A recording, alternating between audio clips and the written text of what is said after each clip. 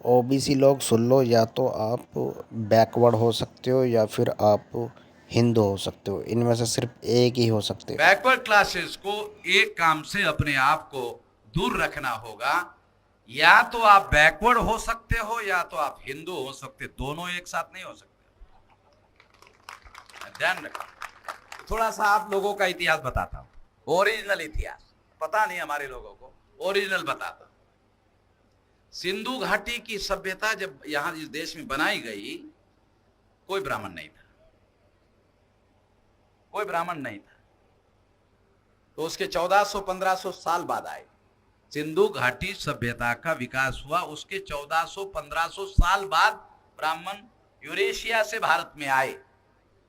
उसके दरमियान आप देखेंगे कि इस देश में एक और लहर चलती है बुद्ध की, एक लहर चलती है महावीर की।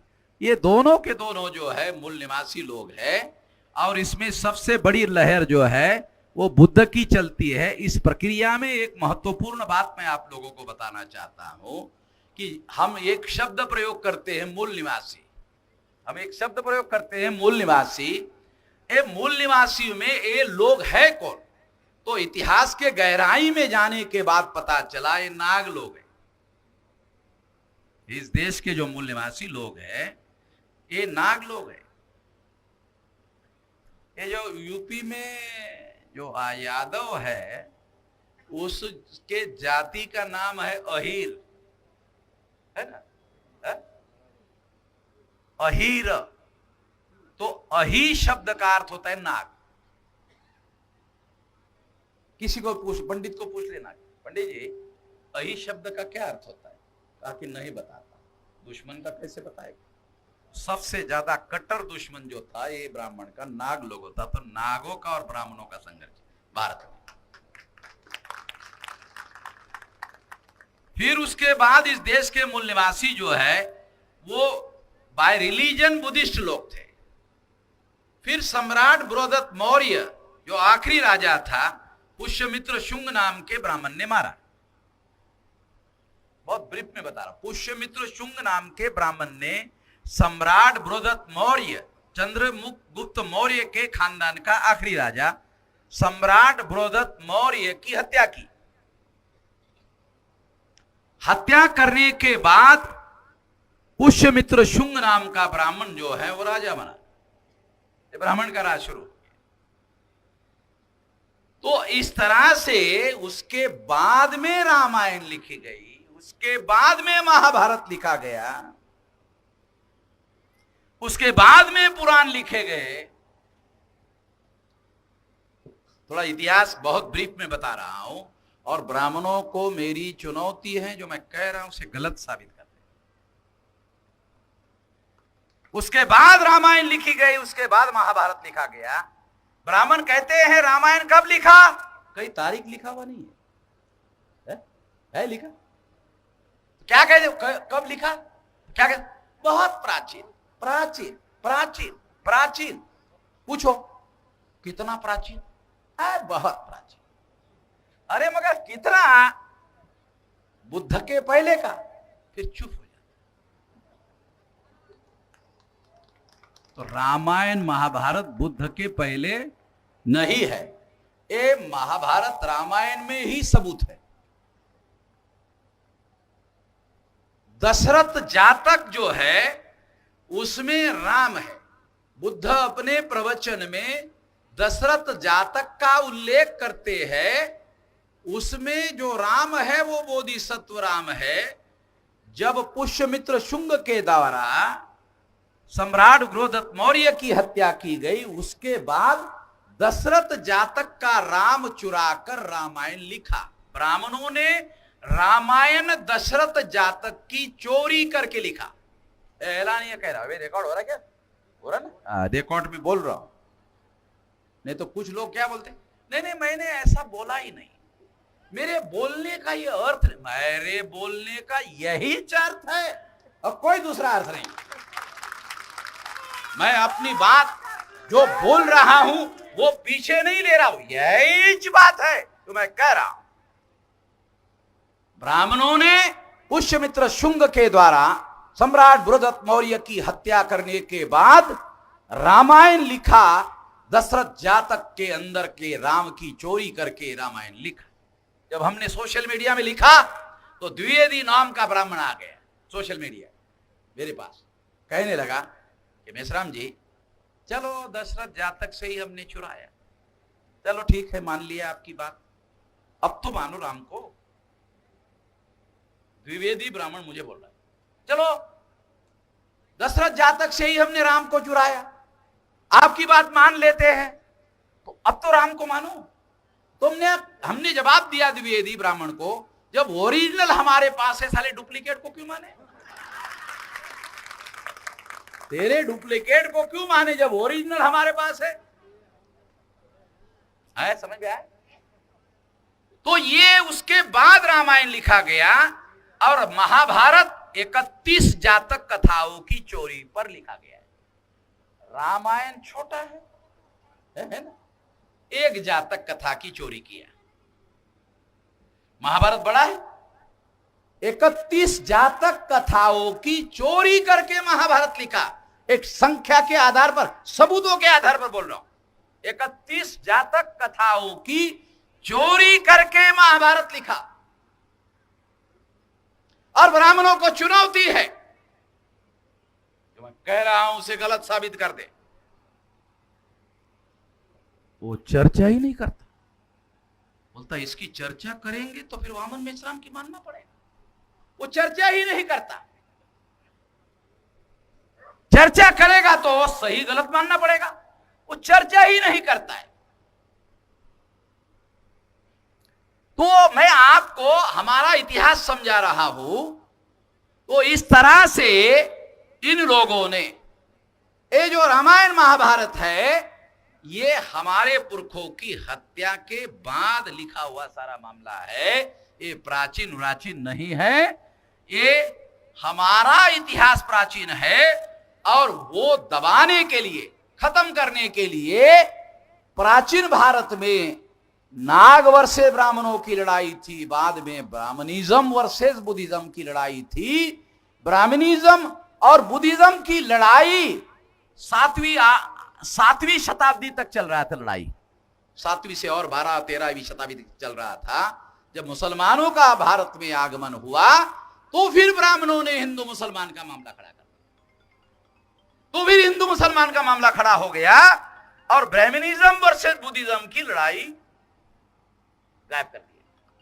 आज भी SC ST OBC के लोगों को ब्राह्मण हिंदू तो कहते हैं, मगर अधिकार देने के लिए तैयार नहीं। जो SC ST OBC का आदमी बीजेपी में है, अगर उसने SC ST OBC या OBC की बात की तो बीजेपी के अंदर वाले ब्राह्मण क्या कहते हैं?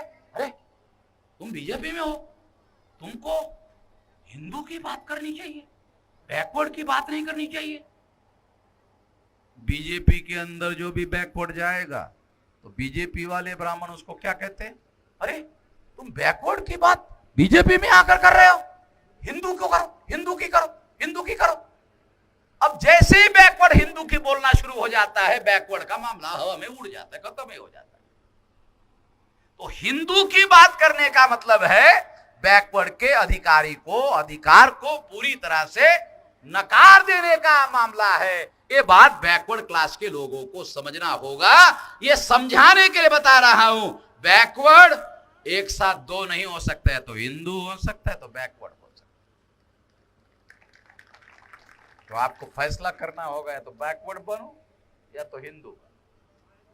आपको बैकवर्ड बनेंगे तो अधिकार मिलेगा 52%, और बाबा साहब ने वोट का अधिकार जो दे दिया उसके अनुसार तो बैकवर्ड भारत का शासक वर्ग है। बैकवर्ड के लोगों को पता नहीं समझ में आ रहा कि नहीं आ रहा? आ रहा? चलो ठीक है, ठीक है, बहुत अच्छा है। समझ में आ रहा तो बहुत अच्छा बात है। थोड़ा जो नहीं समझ में आ रहा वो हम बताएंगे, मगर 52% की जरूरत नहीं है। अरे 51 से ही तुम शासक वर्ग बन सकते हो,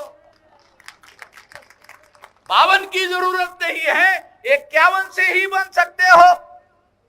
52 से तो बनेंगे, मगर 52 वाले ब्राह्मणों के पार्टी की सरकार बनाते हैं, अपनी सरकार बनाते नहीं है। ये समस्या है और इस समस्या ने बैकवर्ड क्लास की समस्या पैदा की। जो ब्राह्मणों की सरकार बैकवर्ड बनाएंगे वो सरकार बैकवर्डों की गिनती करने के लिए तैयार नहीं है।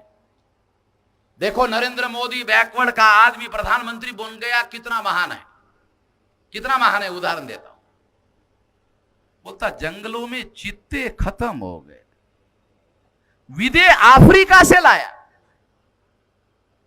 बोलते जंगल में चीते खत्म हो गए, जंगली जानवर खत्म हो गए, उसकी गिनती किया। नरेंद्र मोदी देखो कितना महान है। जंगल में जो चीते थे बोलते 0 हो गए। बैकवर्ड 52 है साली, गिनती नहीं कर रहा है, जंगल के जानवर की गिनती कर रहा है, बोलते 0 हो गया। इतना महान आदमी है। जंगल के जानवर, हिंसक जानवरों की गिनती किया और 0 हो गया तो साउथ अफ्रीका से वहां से चित्ते लाया, जंगल में छोड़ा, भी फोटो भी निकाला, अखबार में छपवाया, टीवी पर दिखाया। बैकवर्ड की गिनती के बारे में बोल ही नहीं रहा है। जब बैकवर्ड हिंदू बनता है तो अपने अधिकार भूल जाता है, और बैकवर्ड जब बैकवर्ड बनता है तो मंडल कमीशन लागू करवाता है। बैकवर्ड जब बैकवर्ड बना तो मंडल लागू हो गया। उसके बाद में बैकवर्ड के अभी 7% IAS IPS अधिकारी हो गए, 2% थे। तो बैकवर्ड बनेगा तो अधिकार मिलेगा। बैकवर्ड के आधार पर हर 21 साल के व्यक्ति को वोट का अधिकार हो गया। ये बाबा साहब आंबेडकर ने 26 जनवरी 1950 को लागू कर दिया। इसके आधार पर बैकवर्ड क्लास भारत का शासक वर्ग है। मगर कोई आदमी आपके घर में आकर यह नहीं कहेगा, ब्राह्मण भारत का आपके घर में आकर यह नहीं कहेगा बैकवर्ड जी आप ही भारत का शासक वर्ग हो, ये लो, परोस कर आपको नहीं देगा। आपको इसके लिए संघर्ष करना होगा, और संघर्ष करने के लिए संगठन चाहिए, और संगठन बनाने के लिए जागरण चाहिए, जागरण के लिए विचारधारा चाहिए। इतना सारा मामला होगा तो होगा ना, अन्यथा नहीं हो सकता। इस तरीके से अगर आप काम करोगे तो ये निश्चित रूप से काम होगा। और इसलिए साथियों, इस बात को ध्यान में रखते हुए भारत के भविष्य का निर्माण 52% लोगों के जागृति पर निर्भर है। अगर भारत को दोबारा ब्राह्मणों का गुलाम बनाना है या भारत को आजाद करना है, ये 52% लोगों के, बैकवर्ड क्लासेस के लोगों के जागृति पर निर्भर है। इतना बड़ा मामला है। अगर 52% लोग जागृत नहीं हुए, भारत ब्राह्मणों का दोबारा गुलाम हो जाएगा, और जागृत हो गए, भारत आजाद हो जाएगा। और इस देश में हम सब लोगों को, तमाम लोगों को आजादी मिलेगी। ये आजादी की जंग है। ये केवल चपरासी की नौकरी या बाबू की नौकरी हासिल करने का मामला नहीं है। ये आजादी की जंग है। ये आजादी की जंग लड़ने के लिए ये बड़ा संगठन बनाया जा रहा है। ये बनाने के लिए आप आने वाले समय में ताकत लगाओ।